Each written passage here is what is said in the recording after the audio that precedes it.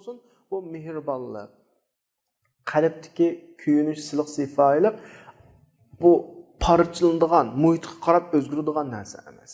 Sening qalbingda bir mehribonlik shakllandimi? Muloyimlik shakllandimi? Siliq sifoylik shakllandimi? Sen atrofingdagi bütün kishilarning hammasiga, bütün sahalarning hammasida bu axloqning namoyandasini o'tirg'a chiqa olaysan. Oilangda ayoling bilan, bolalaring bilan, masalan, o'qitish sohasida ustoz bo'lib qolsang, o'quvchilaring bilan yoki saboqdoshlaring bilan, agar o'quvchi bo'lib qolsang, ustozlaring bilan, masalan, oila ahvolida qo'lim qo'shnilaring bilan, kuchlik, ojiz inson hatto, insondan boshqa hayvonlar mush qadar hammasida sening qalbingdagi rahmat, muloyimlik, tamkinlik, qatorliq islom axloqlari namoyanda bo'ladi. Hargiz bu mayada bo'lib, ayada olmaydigan ish olmaydi.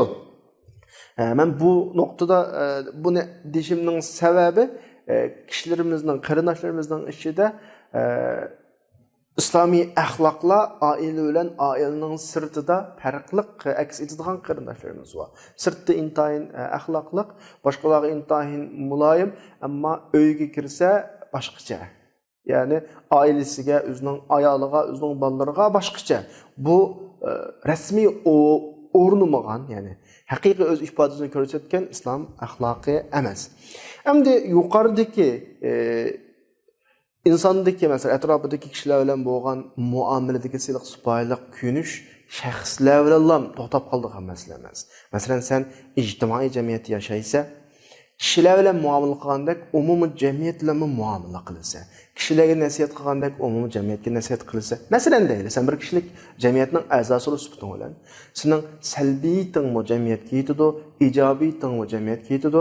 Sen ba'zida bir salbiyatlarni ko'rgan vaqtda tuzatmoqchi bo'lsa, bo'libmi bugungi kunlarimizda ijtimoiy aloqa vositalarida masalan ko'rgan ba'zi salbiyatlarimizni o'tirg'a qo'yamiz.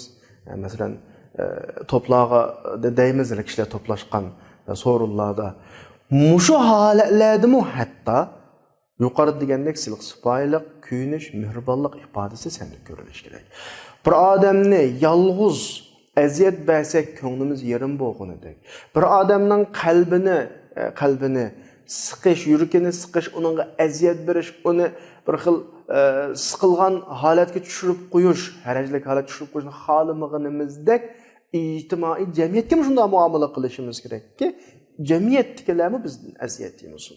Sen meni ko'rmadi, meni anglamadi, men boshqa nomda kiryapman deb ijtimoiy aloqa vositalarida bir narsani yozib qo'ysa, ko'rgan salbiyatingni egri shaklda, egri ifodalar bilan ifodalab yozib qo'ysa, u bir kimlarga tegadi, kimga tegmasa, bir odamning qalbini qirish qanchalik jinoyat bo'lib qolsa, avomning qalbini qirishmi o'xshash jinoyat. Masalan, ba'zi qarindoshlarimiz bor.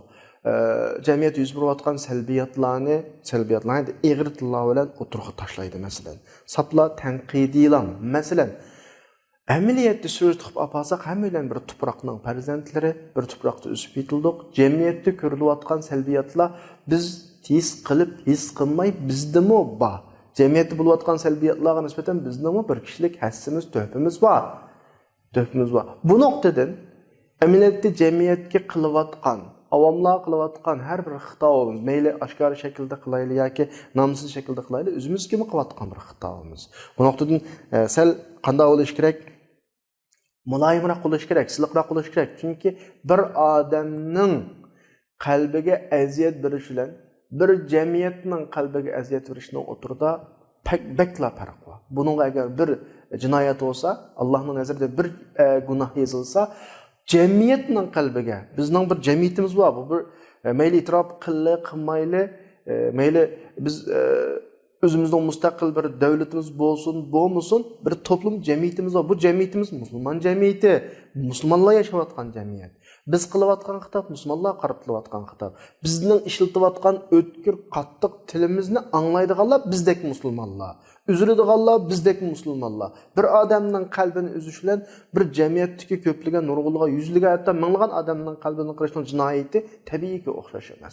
Buningga bir kishilik jinoyat bo'lib qolsa, uningga shu hajmiga qarab turib o'ziga yarasha bir jinoyat bo'ladi. Şoňa meýle şäxslerge bolgan bizning ijtimoiy da'vatlarimiz, ta'lim, tarbiya aloqalarimiz bolsun, ijtimoiy jamiyatga qartilgan gap söz, ifoda, fikr, talab, ta'lim, tarbiya, tarbiyalash ishlari bolsun. Buningda sel muloyim bo'lish kerak. Ya'ni hikmat bilan ish qilish kerak. Qarquyuq qilib etmaslik kerak. Hikmat Alloh subhanahu va taolodan bizga berilgan bir ne'mat. Sura Baqaraning 269-oyatida "Va men yu'til hikmata faqat utiya khayran katira." Ya'ni bir dono bo'lish kerak inson. Biroz kallasini ishlatish kerak. Masalani o shaklda hal qilsa bo'ladigan, ma shaklda hal qilsa bo'ladigan masalalarni eng zararini, ziyonni masalan, buning salbiy tarafini to'nchakka tushizgan holda qilishni o'ylash kerak. Bu bir hikmat. Qur'onda tilg'ilingan, yaxshilik deb sifatlangan hikmat mana bu. Bu xil hikmat biz yaşayotgan bütün sahalarning hammasi bu xil hikmatga ehtiyojli. Hamma bilan bu xil donolikni o'zimizga o'zlashtirishimiz kerak tabiiy.